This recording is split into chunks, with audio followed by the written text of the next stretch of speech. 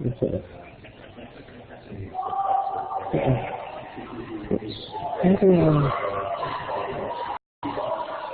You know, little dots doesn't seem to want to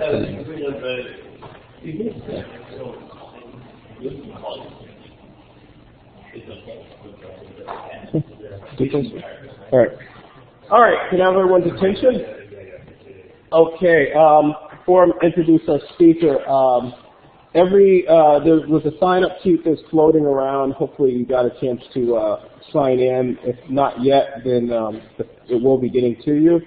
Also, for students who are taking the 4372 class, I should have handed in your papers from last week, and I did hand them back to you. So I want to introduce our speaker today. I think everybody saw the announcement. This is a really interesting topic about partially reusable spacecraft. And one of the reasons why we invited Wes Kelly today was because we've been talking for a while about internships with UHCL students. So this is one part of the motivation was so you guys get a chance to hear a little bit more about what they're doing, and if this is something you might want to join in and become part of, then you got the people to talk to right now. So quickly, his bio. Wes Kelly and Associates founded Triton Systems LLC in 2004 to develop new aerospace systems and provide engineering analysis for civil and commercial space projects.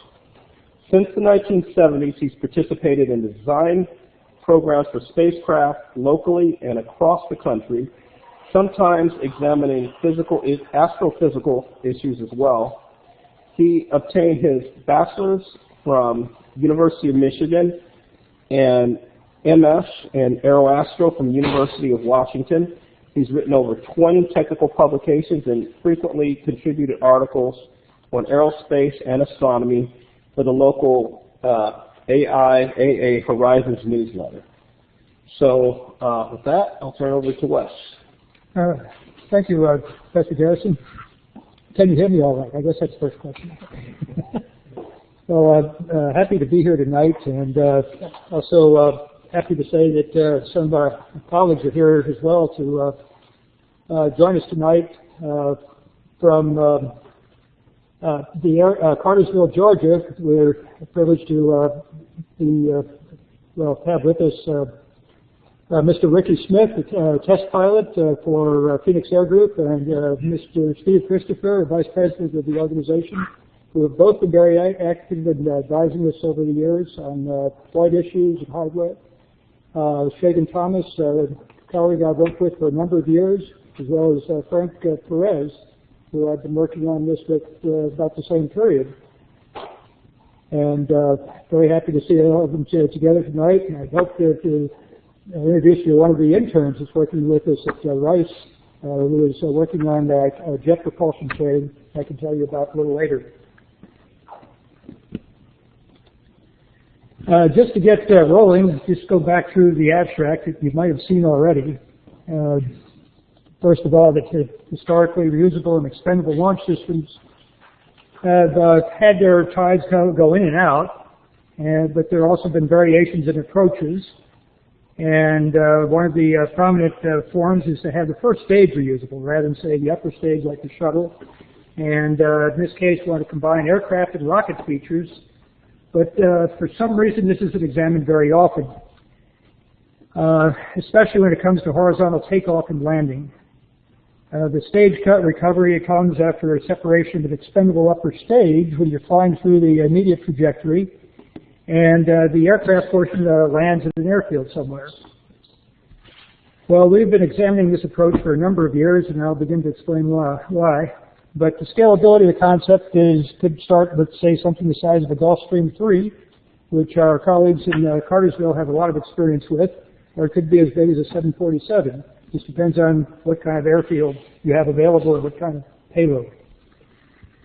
There are several applications that should be promising. Most immediate is the deployment of small satellites. And I don't have to tell you about small satellites and their prominence these days. It seems like everybody that either has a university or a small sounding rocket is trying to figure out how to get it into orbit. So as our design has matured, we've started looking at not only just simply the point design of the little bead going along the trajectory, but some of the material issues, the aerodynamics and the electronics. And I'm going to try to get into these features tonight, give you some perspective on this besides what you might read in the newspaper or maybe in a summary report. Let's see, here we go. Back in 2007, I was at a conference on the West Coast. It was the AIAA again. It's American Institute of Aeronautics and Astronautics. There's a chapter here, as was mentioned, but it's a national organization for aerospace engineering. And this particular convention had, a couple of thousand people there, and the chairman of an Air Force consulting organization, the Aerospace Corporation, was there. He gave a keynote address. I was preparing for a talk of my own. I was supposed to follow somebody else. I think the only thing you'll remember about what I said was that he was the guy that followed Buzz Aldrin. Everybody else got out of the room. But he was talking about what the future direction of aerospace ought to be in this country. And he was saying, well, we've got to choose a middle path. Or in this case, I guess we have a path off to the right. And previously we had a lot of expendable launch vehicles, and then with the shuttle and some of the plans, they were looking at totally reusable launch vehicles, like it was Earth Day or something. But he thought that the best approach would be partially reusable. And I thought, well, gee, that's wonderful. That's what I'm here to talk about. But there was a catch. The idea was that the vehicle was supposed to take off vertically. And I said, oh, no. And I had to say that, oh no, for many years after that, because there just seems to be more interest right now in vertical takeoff and landing, and of course, especially last week. Now, horizontal or partially reusable vehicles have been around for a number of years. This is an old textbook that I found somewhere that was published back about 1960. I actually ran into some of the people that contributed to this. But most of these studies would assume a vertical launch, as indicated off to your left. And there was some discussion about taking off horizontally, and obviously it was dropped. But I have a question for you. If you go to a conference, as some of you do, and I guess there are several gentlemen here that obviously have, how many of you arrived via vertical takeoff and landing? How many have gone to a conference out of town and gone by horizontal takeoff and landing? I suspect there are quite a few that have done that. And basically it's because we have devices like the 737 here that do it quite well. And, cruise along at subsonic speeds at about 35,000 feet and do it rather economically. Now, planning for partially reusable launch vehicles, there are components of it that exist. I mean, the orbiter has wings, and if you look off to the right here, this was a concept for liquid rocket boosters with wings that would be recovered. They took all of the idea was to take off vertically, and I worked on it as a number of other people, maybe perhaps in this room, did as well, to replace the solid rocket boosters, and they were based on technologies that are available back at, say, about 1990, but it didn't happen. But the launch system needed to be 2,000 tons on liftoff to make it work. When we were presenting this idea, and this is going around, say, back about year 2000 or so, we used a little schematic drawing like this. And we'd start off with, this is altitude over here, and you have a vehicle taking off, flying with under turbofan propulsion, gets up to the cruising altitude of that 737, and then lights its rocket. And then it climbs, makes a pitch up, and flies until the rocket shuts down, coasts for a little while, and then releases an upper stage. And then it comes back down for the horizontal landing. Now, what was interesting about this is at the time, it was competing against concepts for small satellites that might cost $20,000 per pound of payload. So if you had something like a 1,000-pound satellite that was going up on a Pegasus rocket released from L-10-11, might be 1,000 pounds, so consequently it's a $20 million mission or so. So whether you can beat their price or not, there's real money involved in this. So here's what our concept looks like. You might have seen the video just a little bit before we started talking. It went through the sequence. There should have been some sound, but we didn't get that in mind. Depends on whether you like Vangelis or Prokofiev. But several years ago, we also gave a presentation, Horizons, another local publication that's online, and it came out about 2005. If you notice on the lower point there's a lot of sketches of the trajectory and how it varies, and I'll get into that a little bit more in just a moment. The upper stage flight is illustrated by the darkening sky and the release of the upper stage and then a small satellite. We do have a couple of organizations, maybe 3 or 4, that are interested in flying with this and set letters of intent, but I'm going to pull the brakes for a moment and say, well, is this for real? I mean, is this something like a unicorn everybody's searching after, or is there something there? Well, let's take a look at some other vehicles that did horizontal profiles, and so far as trying to go off into space. Back when I was a kid, early 60s, late 50s, project known as the X-15 was released from a B-52 at about 35 to 40,000 feet, and would fly up to about Mach 6 or 6,000 feet per second. And these flights that are indicated up here, and they also had another alternate flight path where they just fly at 70,000 feet at the same speed, like the proverbial bat out of hell. But they would heat up at that speed, or at that altitude rate. The higher trajectory is the sort that we are interested in. It's more, as it were, benign. They did this with 3 aircraft in a period of several years, and there were about 200 flights. So operationally, it's a can-do. Now here's another vehicle that was a little reusable vehicle that never flew, as it were. It's not like the little engine that could.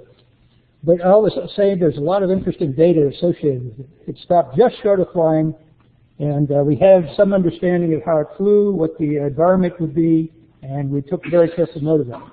You see that feature right there? The red? There's kind of a roller coaster ride of coming back. And I believe that is because of the larger wingspan it has. The delta wings cause it to glide further. Now, other hardware that you might see from time to time, the Shuttle Endeavour flew into Houston and through to retirement in 2012, flew over our houses. I took a couple of pictures, went out to visit it. It was nested on top of the 747, so it shows you can have 2 vehicles flying together and go their separate paths. It was released at maybe 20,000 feet for approach and landing test, and then it was carried across the country, ferried, as it were, to various launch sites and factories. And then what's this over here?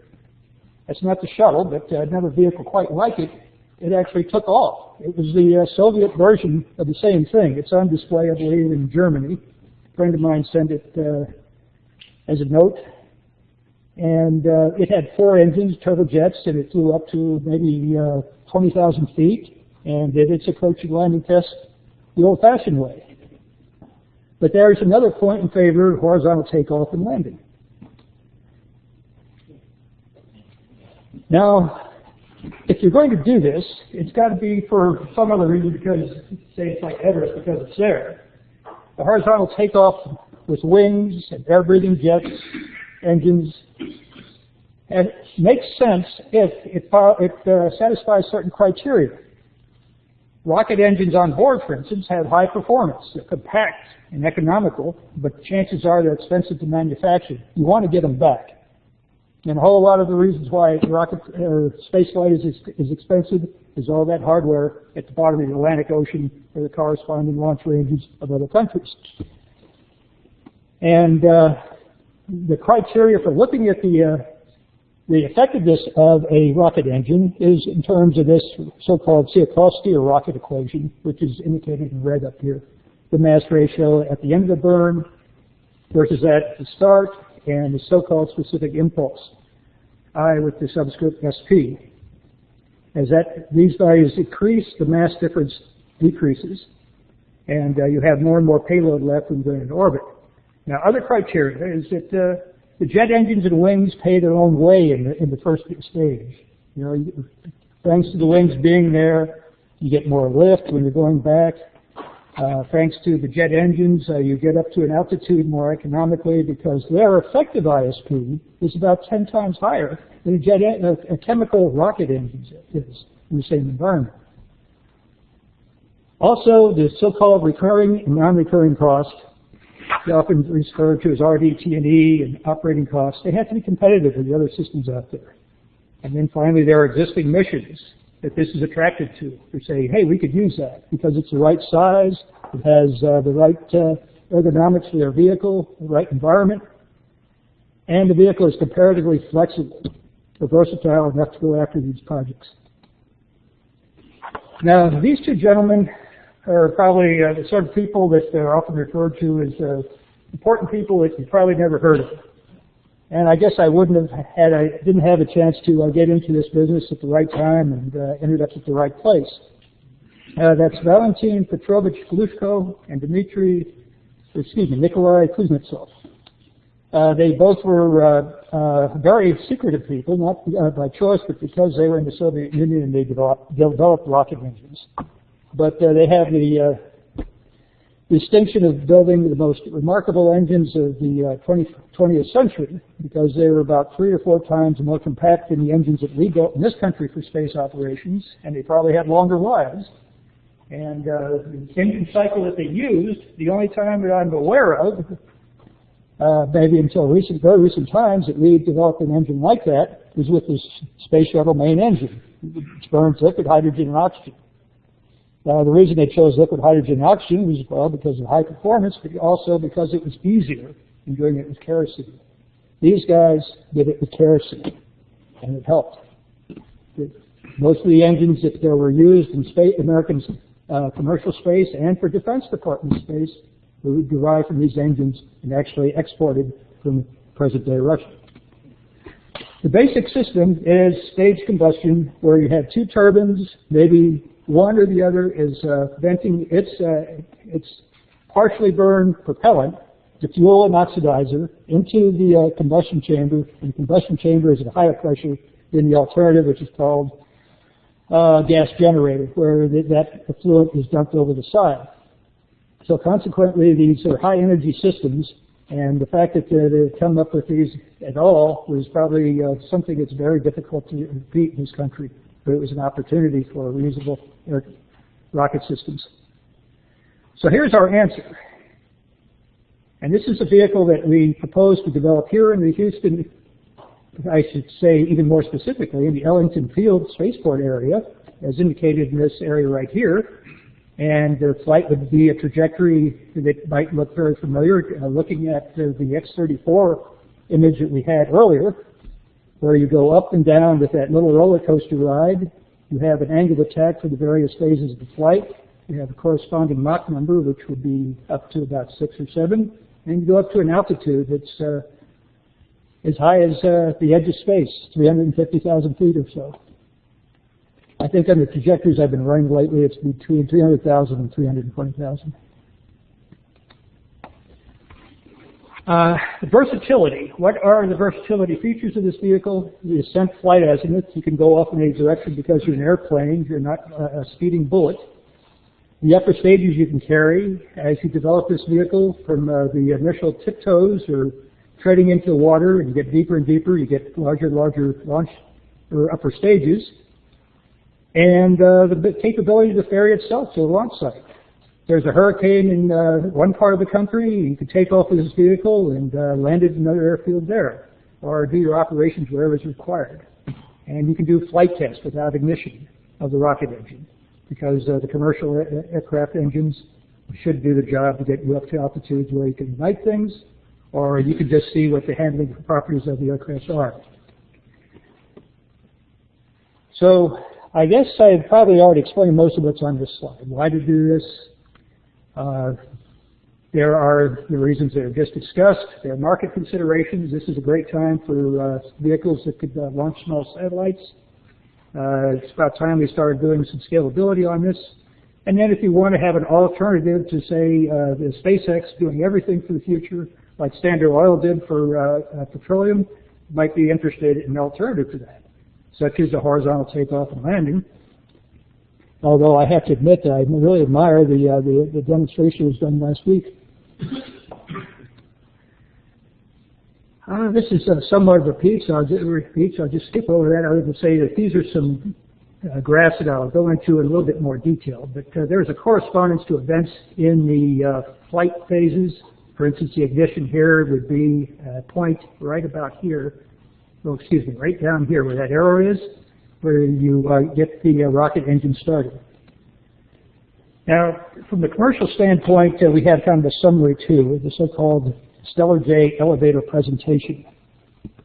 Every entrepreneur, as we've learned from local organizations such as the MIT Enterprise Forum, that's downtown, attended that for a long time, but essentially you try to sum up everything that you're trying to do for a potential investor on an elevator ride. In this case, I guess that's the World Trade Tower, so we got a little time to talk. But the idea is that the small satellite user community needs an inexpensive, reliable launch system that can deploy satellites and turn around fast, grow with the user needs, cultivate capabilities for the future such as rendezvous and return cargo. Now maybe those are not the only things, but you have to at least anticipate something that the customer might want next and or else is not getting anymore. And the size of the community, both domestic and foreign, is rather large. At least we think so anyway. There are a number of small companies that want to launch their satellites. More and more people are building CubeSats and their larger equivalents. Civil and military offices always have a need for a satellite. Research institutes, universities, related research consortia, such as down the street at Lunar Planetary Sciences, the organizations that are associated with that, and potentially University of Houston at Clear Lake.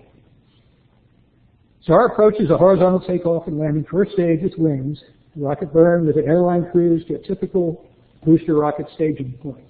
The concept can vary from 35 to 350 tons. Now why did I pick 350 tons? Because after a while, when you get something as big as an Airbus 380, it's hard to find a place to land. And plus the payloads that you're going after, they're not as many as there once were. And that would allow us to launch in any place that had jumbo jet facilities, or else land there.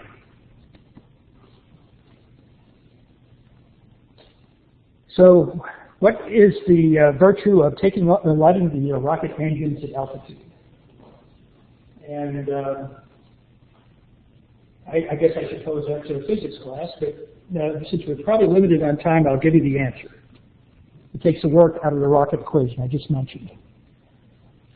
So if you're at 40,000 feet, well, you're 40,000 feet closer to your objective, and there's work involved to get there. And it's on the left side indicates that there are differences in work in the three relationships. If you imagine these are snapshots of a system that you know work is going into, and the energy of something in orbit versus the energy of something on the ground, or the energy of something that's flying along in the atmosphere at 40,000 feet and 800 feet per second.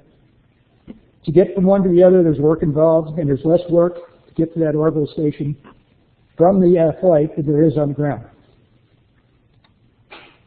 Now I'm going to veer off again myself and look at this a little bit differently than what I was going to continue to do, because this is an organization that's involved with physics. And some of that is related to research. And I often look at emails at the tail end of the emails that Professor David Garrison sends, and says, well, it quotes Albert Einstein, and says, if we knew what we were doing, it wouldn't be called research, would it? Well, I'm going to talk a little bit about an episode like that.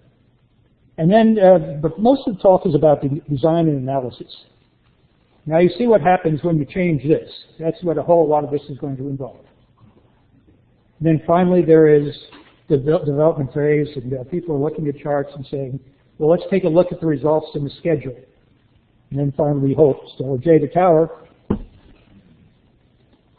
Well, several years ago, working on as a subcontractor with an organization up in Wisconsin on a contract with NASA Glenn, they like to look at new propulsion systems. They were very interested in beamed energy. And, well, I didn't know much about beamed energy, but I thought I'd better start checking it out, as the rest of us were doing on that particular contract. So we were looking at how beamed energy could be used to propel upper stages on rocket systems. And the idea would be either if you launch from the ground and maybe be on an upper stage where you have a beamed energy propulsion system that was using maybe hydrogen as a fuel, liquid hydrogen, and a laser beam or microwaves or something would cause it to exit out a nozzle with high energy, or you were in orbit and you were doing this. So we wanted to see if there was anything that we could learn about it. We studied the project, looked at the geometry. I won't dwell on this too much. If you get a chance to look at this later, maybe you might find orbital mechanics a bit interesting. But basically, there's a window where you can get a ground site. You could see a spacecraft or an orbiting satellite coming over the horizon and beam the energy to it. But the question comes down to, well, if you had this for upper stage, such as we're designing, could we take advantage of it? So what we did, we compared the characteristics of beamed energy, which might be a higher specific impulse than a chemical engine, and we saw that how the trajectory would behave with a finite burn, as it's called, the dynamics, not just simply a back of the envelope calculation, but the integration. And the various colors indicate which burns we're talking about, 500, 600, 800 seconds being the most efficient. And then these are the trajectories down here as compared to the chemical burns that we were doing up there. Well, where the Stellar J could come into the act is supposing that if this beam was coming from a ground station on an island or an aircraft carrier, a battleship, or whatever it is out at sea, you have choices of azimuths, or you could fly over that site. You could fly out in some direction, go do switchbacks, but when you came over that point where the laser beam was, you could aim your trajectory in such a way that you could benefit and get this all azimuth coverage that we've been talking about. Ballistic vehicles can't do that very well. So that would be a point for our side. And then consequently, if you look at the specific impulse, how much weight would be left on the upper stage. You could figure out how much payload you might be able to carry, and also, just for grins, see how many megawatts you have to direct in that direction if you got 100% efficiency. So sometimes you're talking about, say, for a 4,000-pound separated system from the Stellar J, we're talking about a 30-megawatt system on the receiving end. But the point is that when you look at the system, this would be doing some research, as it were. You find that there are various ways you can adapt this vehicle to other problems. Now we're going to have to roll up our sleeves and talk about design and analysis, engineering, in other words. And I try to do this kind of a hierarchical approach. Say at the top of the pyramid, for sake of argument, we'll start with computer tools. Some discussion about which ones you would use and why, and then the output and behavior, and then what you would get out of that would be trajectories that would ultimately determine how you would lay out your vehicle. Such things as mass properties, aero and thermodynamics, control systems, materials, and ultimately hardware such as wings, jet engines, where you're going to put thermal protection systems. And then beyond that, I guess if we had time or interest, there would be missions and markets and criteria for trades. Now, this is kind of genuflecting right here to a local type of trajectory simulation, such as POST, Program to Optimize Simulated Trajectories. That's what's used frequently in the aerospace community across the country, but there's a couple of problems there. The first one is it's directed entirely to minimizing the time or the fuel expended between 2 points, trying to optimize the trajectory. It doesn't tell you anything about design. It doesn't tell you how big a wing. It doesn't tell you which engine you use. It just tells you how to use them efficiently once you got them. So I find that, a whole lot of my experience in the aerospace community has been devoted to running things like this, but not really getting down to the brass tacks. So how are these things decided on? And I want to emphasize that that's important. And you have to think about ways in which to conduct that. The other thing is that jet engines and rocket engines have grown up in separate neighborhoods. They hardly talk to each other. And if you use a tool like POST, you probably are not going to have a jet engine in there, and you're not going to have a very detailed simulation of an aircraft. And vice versa, if you go to people that have been simulating aircraft, they don't have much to tell you about rockets and how to maneuver them. So we had to develop a system of our own. We started a number of years ago, and we got inputs. They're kind of succinct, but these are things that we needed to describe the vehicle we were talking about and what we had to change rapidly, and then consequently the data files we keep on creating, so we could tweak them now and then because we're going to run them again. And then there are things that we would look at, like points in the trajectory, all the things we wanted to know about, and then the plot variables. It's like looking at a telephone book, isn't it?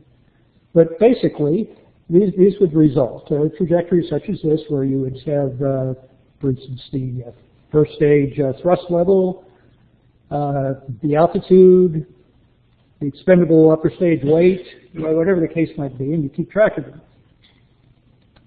And the 2 stages combined, and then what the weights were delivered into orbit based on so-called mass fractions in the expendable upper stages. But the aircraft portion, you had to have something that responded to lift, drag, thrust, and gravity, with angles of attack and other features such as flaps. These were several of our principal graphs that a lot of decisions are made based on, or else we're examining the capabilities of the vehicle. The first one is simply the time that the burn endures, the duration of the burn on the trajectory. It might be from 90 seconds to 135 seconds, but you get so much velocity and so much altitude at the end of it, and that is going to affect what size booster you're going to have or what payload you're going to have take in orbit. B is about, when you're coming back down, what's the angle of attack? Shall we say the nose is pointing above the horizon at a certain angle. Which one is best suited for you? And there are 2 things to consider there at least. There's the range, and there's the heating, and possibly the normal loads. How many Gs something's going to be sitting on there, and whether the wings are going to break off. Another kind of D, I'll skip over C, we talked about already, but D is what happens when you bank the vehicle when you're coming back. How much range you get out of that? Which airports can you reach, or can you reach the one that you took off from? And how much fuel do you have to carry on that jet engine in reserve? Other issues are heating and dynamic pressure. Max Q is, with the shuttle, is probably about 700 pounds per square foot or something of that nature. But you'll see a fighter aircraft do an air show here in Houston, and they probably double that as they fly by. So you keep track of that as well. And then there's the heating coming back down or going up in terms of British thermal units per square foot per second. We figure that we have a fairly benign descent and return, but a lot of scramjets, for instance, are going to be hanging around in the atmosphere for about 20 minutes as they build up to a speed of Mach 7, and they'll get pretty high. There's also a consideration of where where this geometry is. Now, if you have a vehicle that has a delta wing and it has vertical tails, and then it has various sweeps on these features, the heating is going to be affected by what the sweep angle is with respect to the angle of attack, and also the thickness of the wing. So the amount of heat that's going into the aircraft is going to vary considerably based on the geometry, which way it's pointing. This is kind of an analytical relationship here that, based on a formula that I don't see on there, we'd have to talk about later. But there's contours that you can look at the vehicle and see what, based on the radius of the surface, the sweep angle, and what the velocity is, where it is in the atmosphere, how much heat it is in. And at some point, you got to integrate it all together and make decisions about what materials you're going to use. Then there's the wing itself. Besides the thickness, how much lift does it have? NASA, or NACA in the old days, has quite a collection of airfoils. That's kind of a slice out of the wing. I guess the projection of the wing as it going in the y-axis as a span-wise.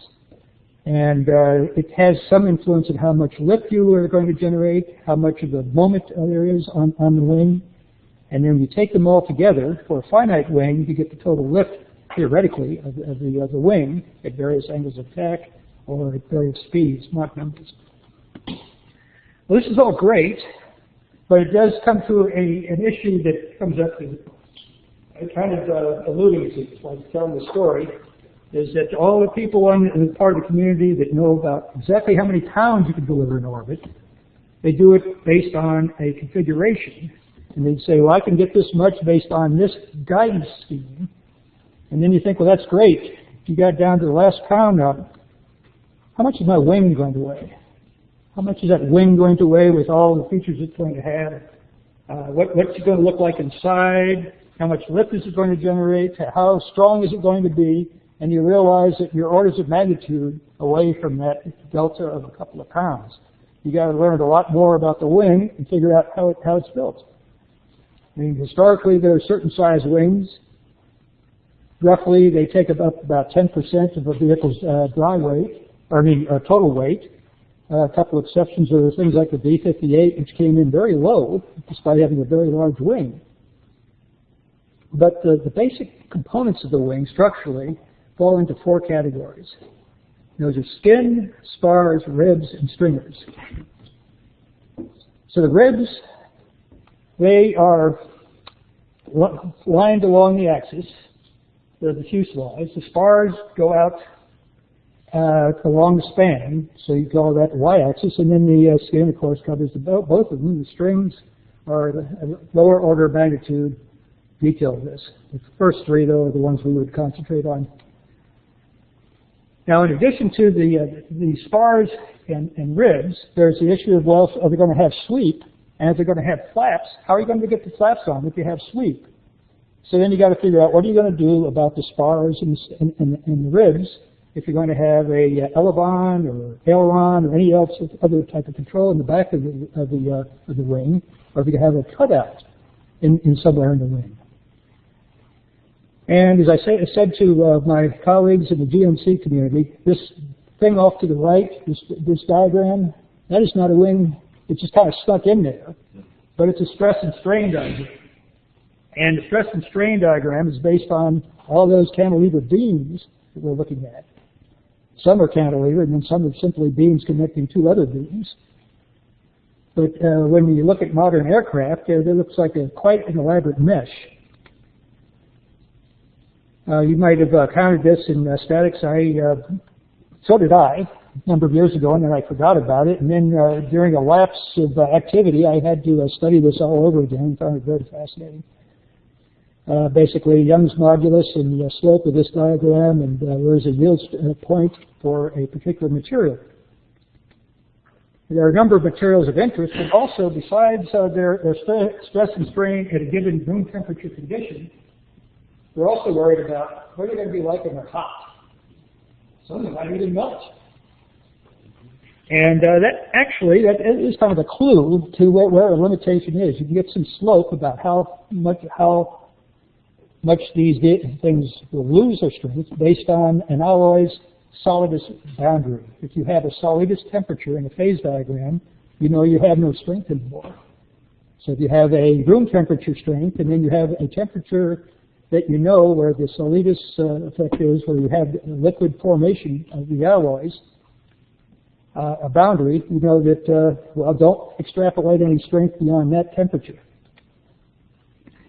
Now, working in space industry since Sputnik, one of the things that's happened is the professional societies have reorganized and concentrated a great deal more on spaceflight. So a lot of the problems with delta wings were solved back about 1950 to 1960. And that's why I just mentioned this gentleman up here, because he was very crucial in the analysis of delta wings. He was looking at it as a number of cantilever beams, and he's saying it's more complicated than just simply that one beam, that vibrating beam, or the one that deformed, or I guess there's displacement at the end, the elastic effects. Because they're working together in a system of equations. But the encouraging thing about it is that he came up with methods that are amenable to small computers of the time, and they're still could be used today.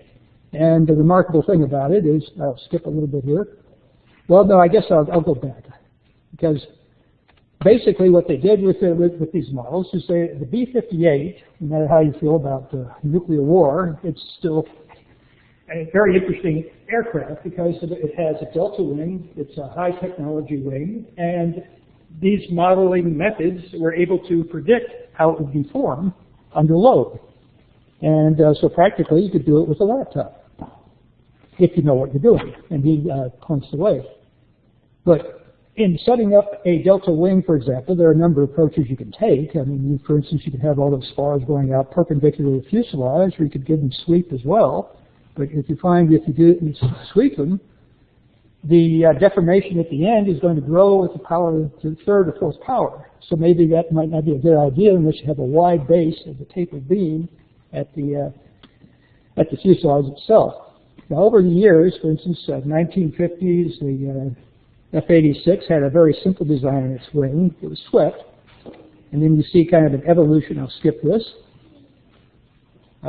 Here's the B-58 I was speaking of. And this is a report by some colleagues at Drew, I believe, his work, that showed how they could predict the loads with kind of a matrix method, somewhat akin to what is shown. And they got very close results to what was actually seen in the lab. Now, I looked at this diagram and I thought that maybe I could rearrange it. Basically, they had displacement, they had the slope of the beams of each of the spars, and then they had the moments, and then they had the shears. Let's just hold that thought for a while. Here's an F-15. It has about 3 or 4 spars, I guess 5 visible and maybe 6 visible ribs. So that might be an indication of what would be a workable system.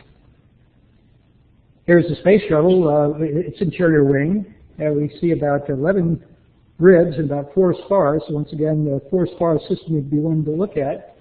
And here's the rearrangement of that system. But it's got the same values that are involved. There's a displacement, there's a slope, a moment, and a shear. Well, I take that back. That's their system. I had another one. But it's all along the diagonal. You have a lot of sparse regions here. So you could treat this due to matrix algebra, you can simplify it considerably. And a lot of the spaces are just simply null. It's very encouraging. So if you get a larger system, and here I believe we change it to reactive force at points A and B on a spar, and then there's the moments involved, and then the displacements. So you have a system, and you have these smaller matrices, and then you can start looking at loads, and did some sample calculations. Now, could I get any answers? Well, I used some free algebraic manipulators, and I found it rather difficult. Basically, I ended up with a lot of algebra.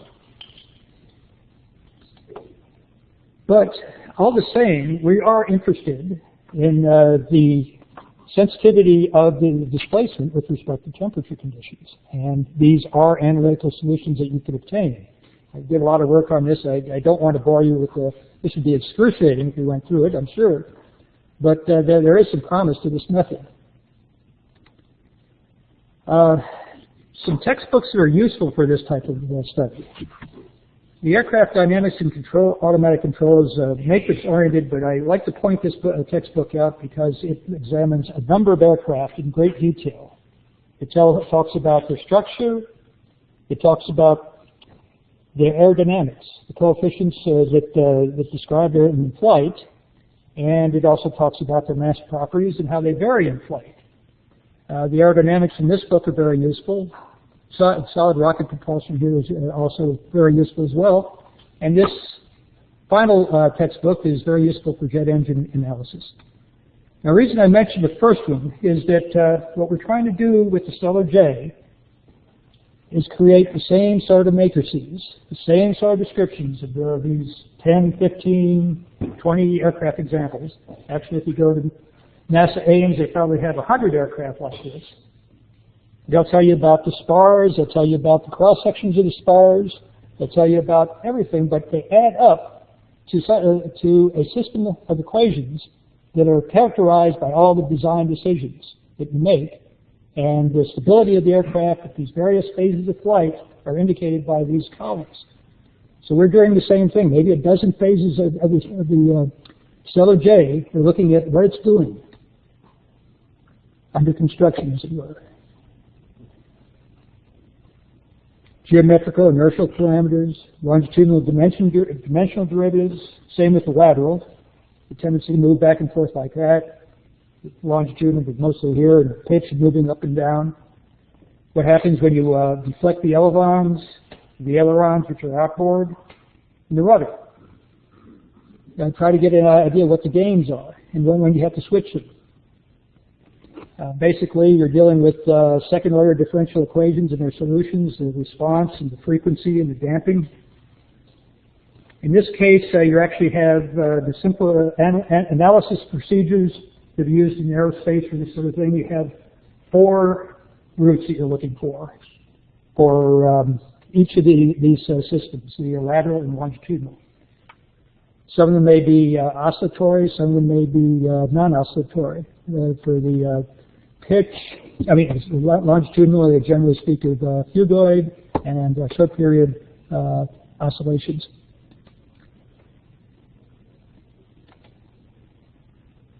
Now, to get to the point where the vehicle is going to be well behaved, we're trying to get the components of the vehicle modular. So when we discover we got a problem, we can trade them out, or else search in the right direction. We're joined just recently, I believe, by Craig Beasley. He's done a lot of this work for us, including the simulation we had just at the beginning, showing the phases of flight.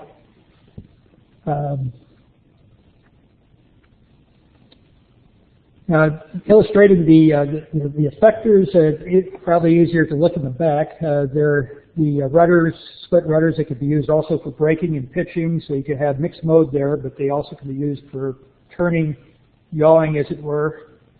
And then we're still not sure whether we're going to use rudders outboard. It may be too complicated, or it may be just hard to do. Here's a schematic of an early system, or at an early stage where we look at how these would all be tied together, including with the thrusters, because we're moving into the edge of space. So in doing all this, trying to keep track of all the mass properties, and then during the various phases of flight, at least 6 principal ones, trying to collect all this information about how much the vehicle weighs, where the mass is distributed, whether it's got an upper stage, and keeping track of the upper stage as well, because there's a certain size booster we might be flying, and then we might have the option of putting the oxygen that's in the upper stage, in the first stage of the 2, in a main plenum with the liquid oxygen for the main engine, if it makes the vehicle more stable, if it's advantageous, and then pumping it later, as indicated in this diagram. Once again, here's the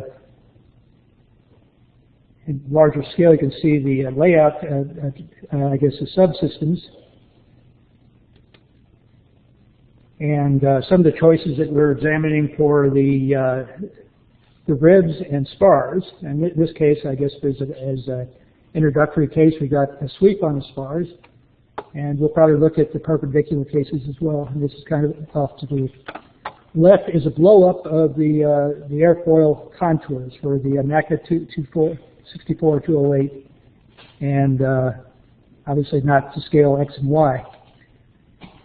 We kind of centered our studies of the upper stage into 2 stages rather than 1 stage, 2 stages being more efficient in payload delivery and accelerations, and also looking at a liquid booster instead of a solid one.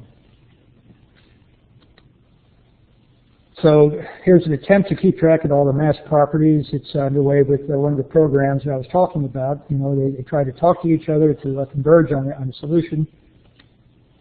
Here's an indication that we'd also be doing some ferry flights say from Houston to KSC and carrying the booster on top of the vehicle without any propellant load. And we might have a fairing or two to, if it's advantageous, to increase decrease the lift. How should I say this? Increase the lift-to-drag ratio by decreasing the drag. There's an indication of how the reaction control system might work. I've done a lot of this 20 years ago, and I keep on rebooting, as it were, for new projects to look at how reaction control thrusters would work. And you can see a maneuver here where the tiny red lights are appearing. I guess you don't want to confuse those with the laser light.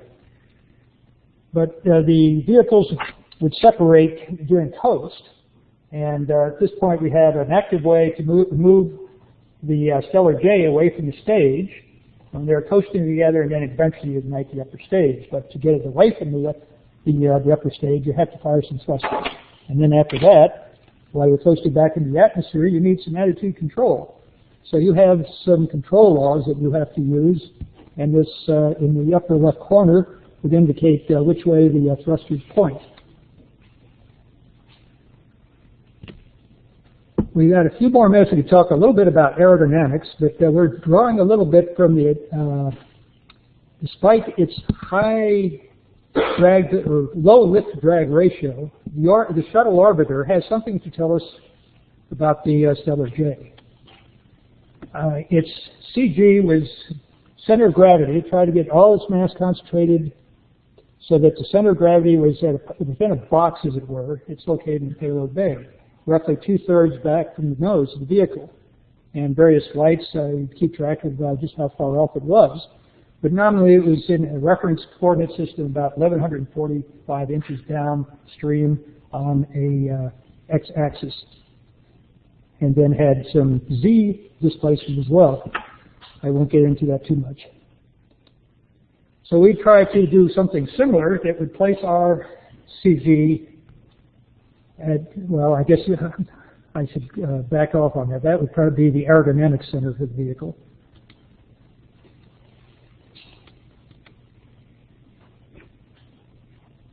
There is the root cord center, and you can see the length of the tip cord, and the root cord being this portion. So these are definitions of the vehicle, and the reference area of the vehicle is actually defined both for the orbiter and the Stellar J in terms of the area of these trapezoidal features.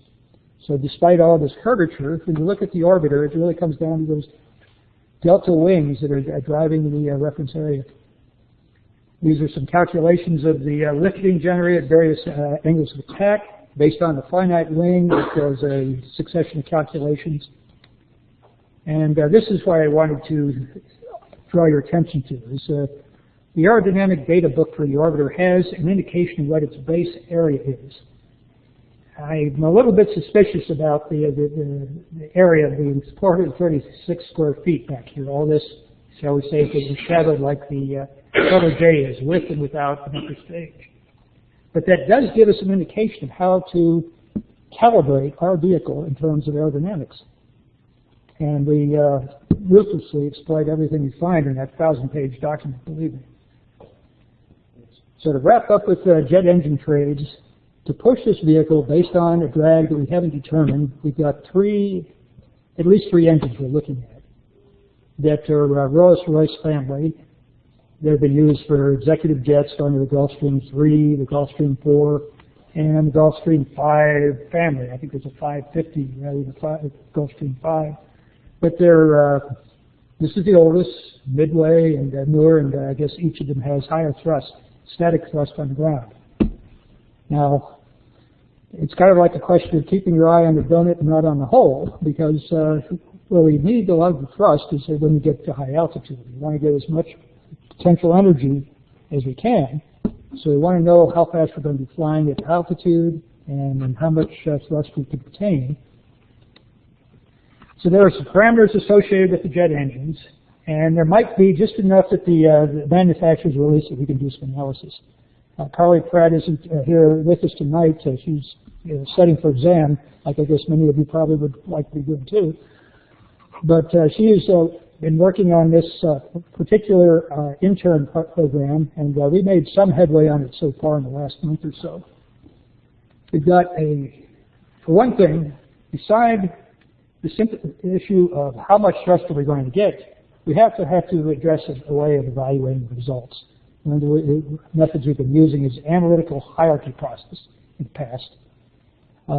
Even starting this program, looking at, well, which way are we going to send our efforts as far as what payloads we're going to go after, what type of missions, which ones do we think are the best kind. We sort of had several different parameters we'd look at, and then we'd have to grade them, decide which one is the best choice. Well, I can't tell you what the best choice is right now for these three engines, and maybe there are a couple more, say, that may qualify as well. I noticed that there are a couple of engines that are half the size. Maybe it makes sense to have 4 engines instead of 2. But engines over the decades have changed, and we have to have some way of evaluating them and not make a quick decision by just simply pulling one out of the hat. So far, without taking into account certain elements of the engine cycle, we've got some graphs where the drag at altitude for the vehicle crosses a line associated with a particular engine. Drag for 6,000 pounds and 5,000 pounds are indicated by red and orange. And as we have the engines modeled thus far, they're less sensitive. But basically what we're doing there is we're extrapolating from the static thrust on the ground, taking into account the fact that there's a turbojet and a turbofan with a bypass ratio, and it varies on these two aircraft. So if you can calculate what the thrust is based on your assumptions about those two features, based on the temperature of an exhaust and how much exhaust there is, and we make an extrapolation and say how much thrust we're getting at altitude based on the lower density atmosphere. Now this is just the first step. We have to go into more detail. For instance, there's a stagnation pressure of the flow of the air hitting the jet engine and the corresponding temperature, and then the stations it goes through the jet engine. So we expect these answers to change. I think actually they might actually go higher, but we'll see. So this is just another look at that trade study. From the standpoint of supposing you're doing this with a car, and you have four or five criteria, but we've identified about 7. Capability to deliver high altitude with heading speed to reduce delta V for the upper stage, the weight of the engine, that counts for something because that's going to displace payload, or how much fuel is consumed to get where you want to go. And then there is the issue of range after your satellite is deployed, because when you're going back, the game has changed. You're not looking for altitude, you're looking for range, and you'll take anything you can get. So you have to balance what you get, the end conditions versus the initial conditions. The cost per unit for these engines, will they bankrupt us? The reliability, and of course the restart. The restart was something we had long conversations with Phoenix Air, Mr. Smith and Mr. Christopher. And some of the, I guess, investment people too were interested in that issue as well. They wanted to know if this thing was going to crash on return. Then, of course, there's the operating life, which is affected, I guess, by reliability and restart. Well, I think I'm done for now. So I'm going to skip over this market research and conclude our formal talk and turn it over to the audience or to whatever transpires from the rest of the night. But I thank you for your attention, and I enjoyed having this opportunity to speak with you.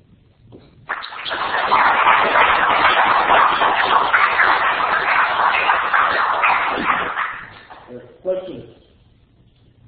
Yes. Yeah. Okay, so I understand that high speed and temperature have something to do with the construction of plane in general, even though it means. Have you all considered not just the material that you use, but the design of the material, like say dimpling, how you use it on a golf ball to create an eddy that buffers the flow from actually touching the material.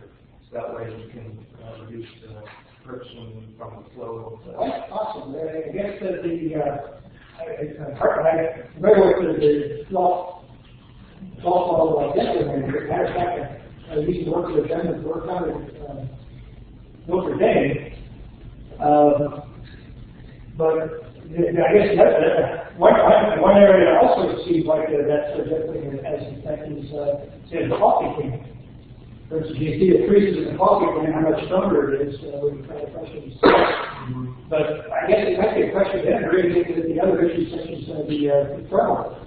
For instance, every month that you have on the wings because of additional heating or shocks. The famous example I was explaining with is the solid rocket boosters had these integrated electronic boxes near the nozzles at the base, and there were shock waves formed between the wing of the orbiter and the booster engines, or the solid rocket boosters. And just because they had something about the size of the coffin, all this airflow was running into, and then there's a shock and temperature. Now, what would be a tolerable level is I didn't have that idea. I don't know how it works on hardwood type losses.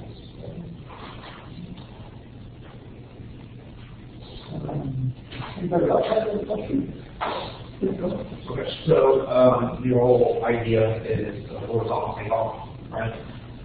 Horizontal takeoff and landing. All right. So have you considered? I know the idea is to fly on the ground, but once you get into the flat terrain, everything else that you would consider, say, some sort of catapult system, like how the Germans used V2 to launch stuff into England, but say the Denali is 20,000 feet, so they'll say, that way you can save on the fuel to get up to whatever altitude you choose to build that ramp up to, plus you can use now rail guns, so you can find other forms of that. Well, I guess you have positives and negatives. I mean, for instance, the fuel will be expended, but I guess it's going to be as part of those other systems, for example. It might limit where you can operate. It must have had something like crack at sea. You have the entire Rocky Mountain range, so that puts you anywhere along the. So you have to hit the mountain. Yeah, so you hit the mountain. And, I mean, I don't know how someone would feel about riding a rocket or an airplane along the edge of the mountain. Well, I guess in the meantime, my hands full right now. But it seems like at this stage that I could go to a commercial space or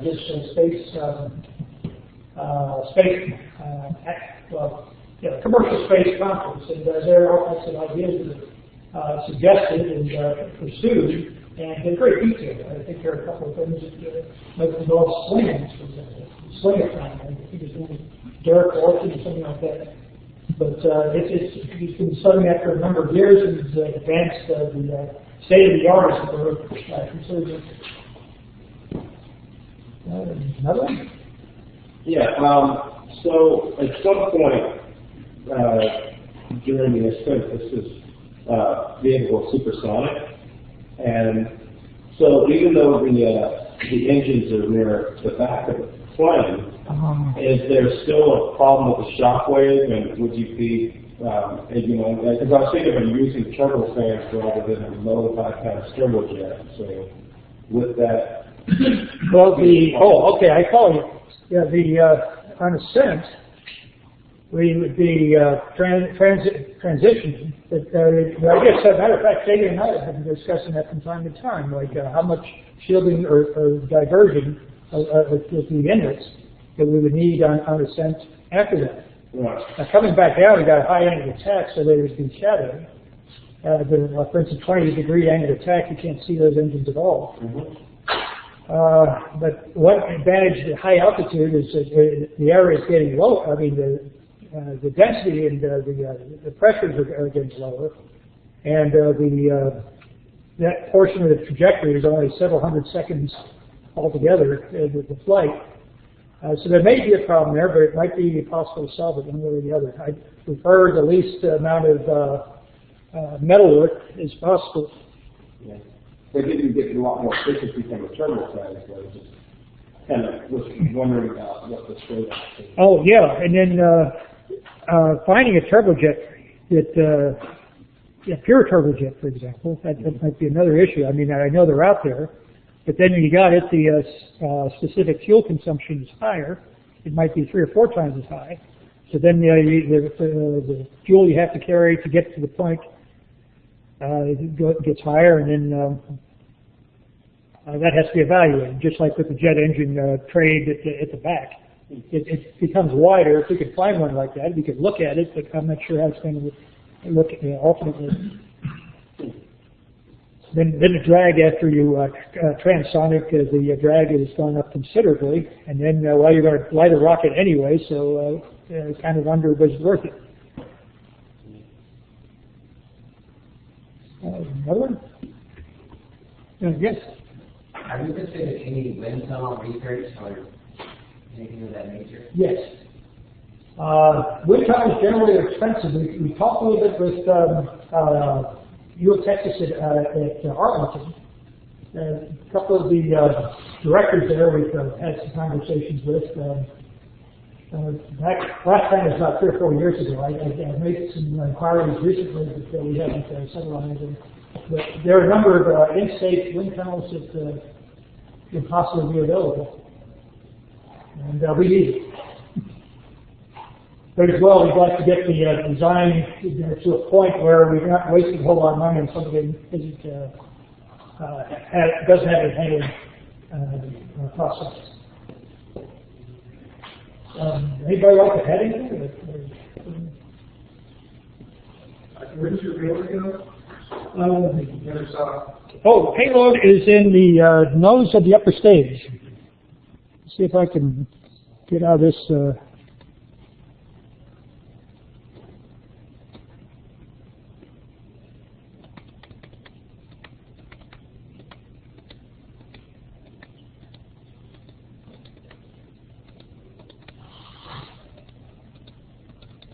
Went through a lot of slides about.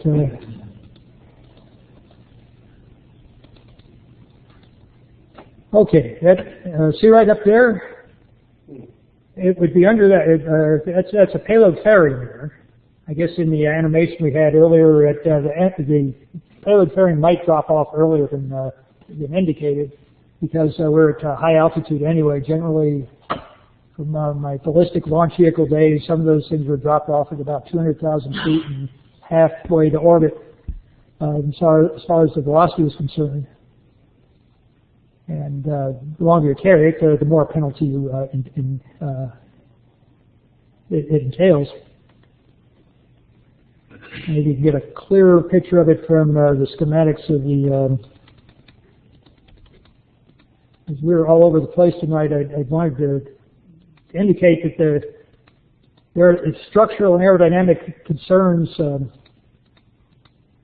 There we go. So that would be 2 spherical stages, a rocket nozzle, and then right under here would be an engine. And well, you could crank up the.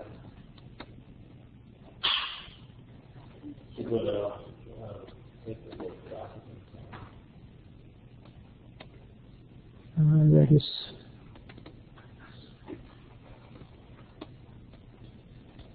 That's Ellington, I hope the near future.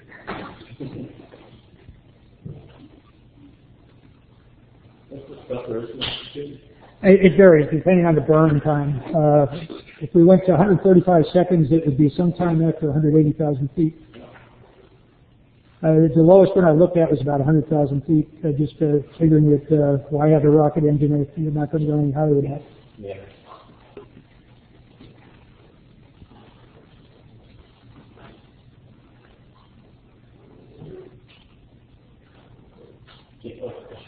Yeah, yes. So during separation, do they just, does the payload or the rocket payload and the plane rocket, whatever it is, hybrid, do they just naturally separate, or is there something that pushes one way or the other? There could be a mechanism. We haven't determined what the mechanism is, but there are thrusters on the main stage, or the wing stage, that are located around the vehicle. So, but the upper stage may have some attitude control thrusters on it as well. And my experience of that has been that, well, this is kind of new territory in a way, because a lot of the attitude control systems on ballistic vehicles mostly to keep oriented on thrust direction. The emblem is not large during the burn. There's some solid rocket motors, there are separation motors, but I don't recall whether they have attitude control systems. Would a push from some sort of thrust separator cause any instability that this was? It could, but it mainly depends on the dynamic pressure, where the combination of velocity and density, what the pressure is per square foot. This is on the space shuttle. I think the altitude is the minimum requirement is either 25 or 75 pounds per square foot. But these are very heavy and rugged systems, so it might be that we'd have to go higher, but we are going higher. In this case, there are no stability issues. The only issue you have to be concerned with is the contact. So, and that's why you need the thrusters to be the bigger vehicle will be downward while the signal stage just separates. So the carrier would be pushed down as well. Yeah. The carrier would be pushed up. Right. So they're both close to the flag, so it'd be additional forces applying.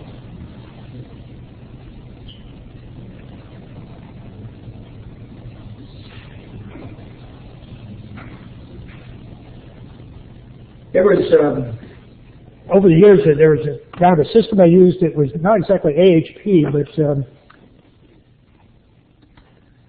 just trying to identify what the markets were, and then grading the markets in terms about 8 criteria. That was what one of those final slides was about. But one of the things about that is every year you did that was unique in itself. For instance, in 2005, there was no space station resupply until that 2005. So consequently, rendezvous missions became more lucrative or worthwhile to have. And we bid on the resupply of the space station at that point. Sounding rockets have always been around, but they're not very, it's not a very large market for them. Space tourism, I guess you can argue about that one way or the other. There's certainly a lot of people who became interested in it after there was a way to obtain a space tourism ticket. But you can also argue that the market is saturated. And then going up to the geosynchronous orbit to put a communication satellite up there, largely the communication satellites are so large and infrequent that would argue against, for instance, this particular application. Unless you want to build something the size of an Airbus C-80. But the upper end of this, the 350 tons that I was speaking of, you could have 3 of the NK-33 engines on the tail of it, no, just 2. And you have, in effect, something that's similar to the Soyuz launcher that's used to resupply, the Russians used to resupply the space station.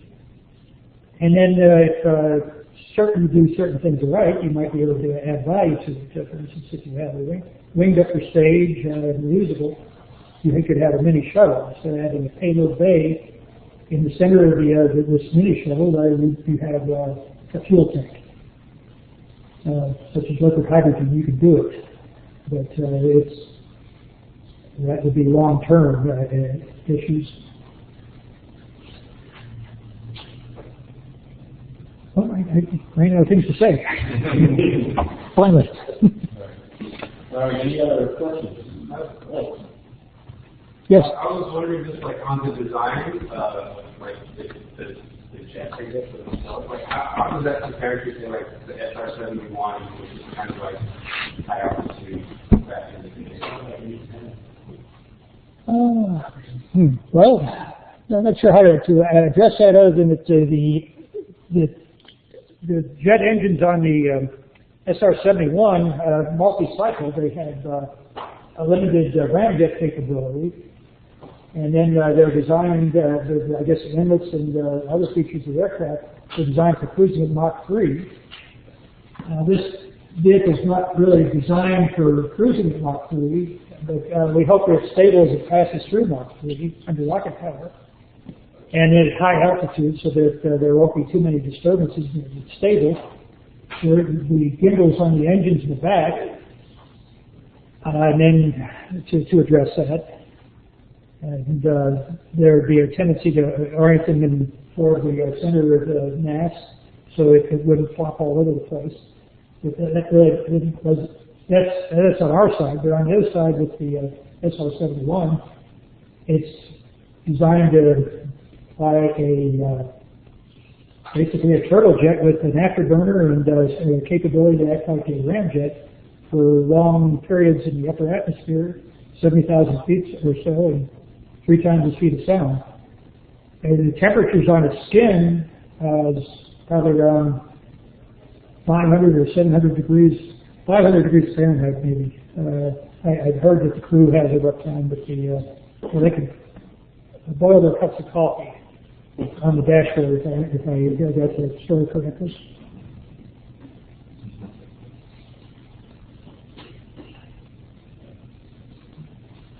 Any other questions? Let's thank our speaker.